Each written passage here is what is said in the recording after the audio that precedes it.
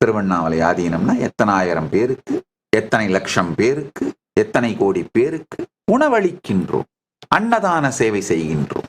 எத்தனை கோடி பேர் அங்க வந்துட்டு தியானம் செய்து ஆன்மீக கருத்துக்களை பெற்றுக்கொண்டு ஞானமடைந்து தங்களுக்குள் ஞானத்தில் மலருகின்றார்கள். இதுதான் எங்களுடைய எக்கானமி, அதுதான் எங்களுடைய ப்ரொடக்டிவிட்டி. எங்களுடைய எக்கானமி பணம் சார்ந்தது அல்ல, எத்தனை பேருக்கு உதவுகின்றோம் அப்படிங்கிறத சார்ந்தது. அதனால நீங்க எல்லாரும் கேட்கின்ற எத்தனை கோடி சொத்து, எத்தனாயிரம் கோடி சொத்து, இந்த கேள்விக்கு பதிலே இல்லை. காரணம் என்னன்னா, எங்களிடம் இருக்கின்ற எந்த சொத்துக்கும் சந்தை நிலவரப்படி கோடி என்கின்ற எந்த மதிப்புமே போட முடியாது.